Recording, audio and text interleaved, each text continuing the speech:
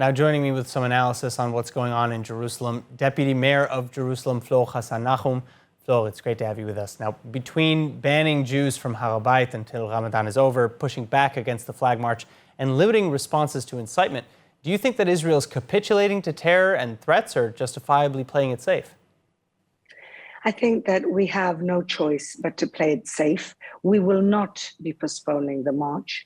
In the last few years, when things have gotten this bad and the tensions have gotten high, what we've done quite rightly is to reroute in order to keep the peace. Ultimately, everything we do is to keep the peace. We can decide that we're going to do what we want to do. But in the end, if it costs even one life, even one injury, then it wasn't worth it. And so I think it's very, very important for us to act in the context of where we are, in the context of the things going on around us, and try and keep the peace. Of course, I always say that it's absolutely ridiculous that everyone has freedom of worship in this city, except Jews on Temple Mount. But again, we have to deal with the situation at hand, and that is to bring down the tension and keep a calm city in the middle of Pesach, where we have not just all our Jewish communities visiting from around the world, local population also to think about.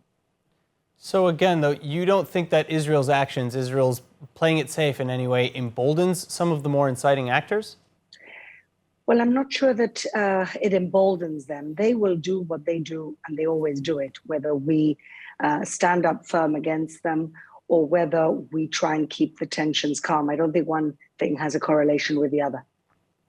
All right, so then at the UN, the Middle East envoy, Tor Wennesland, avoided casting blame on either side in calling to reduce tensions. And the United States officials are really doing the same. Are they missing something, or are they just maybe playing politics, and is that justified? I think everybody's playing politics, and let me tell you why I think this. Ultimately, everybody knows that what happened in the last week is typical of the Hamas playbook. They did it last year. They've been doing it. Muslim radicals have been doing this since 1930, 1929, even under the British mandate. When they want to get people riled up for their political cause, they connect it to Al-Aqsa because it's a very emotional thing for Muslims around the world. And so Hamas, first of all, and the radical groups started a campaign of killing Israelis a few weeks ago. Nobody's even talking about that anymore, because what they've managed to do is flip it into their playbook.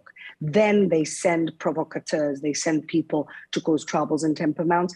Then we send our police to keep the peace. And all of a sudden, lo and behold, we are storming the Al-Aqsa, which of course is absolutely ridiculous. We're the ones that keep the peace in Temple Mount, and not the other way around.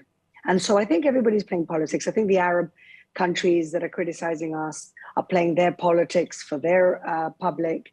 The United States understand the nuance of what's going on here, understand that this is essentially one big Hamas setup. And so they're staying neutral in order not to make anybody angry. But is it worth it, though? What are the consequences of failing to call a duck a duck?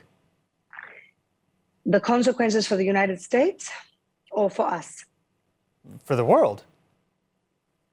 Well, I think that the problem is that once the linkage exists, and once you have those images of soldiers going up there to keep the peace, then it's already gone beyond logic. There's no logic involved in anything. Then it becomes emotional. And the minute it becomes emotional, it doesn't matter who started it, which of course it wasn't us. It doesn't matter that the soldiers were there to keep the peace. It doesn't even matter that the soldiers were there in order to ensure that peaceful Muslims would come and continue praying there. Nothing matters. It's all about those terrible images. And of course, then we counter with our own images, and it's too late already. Everybody is riled up and angry.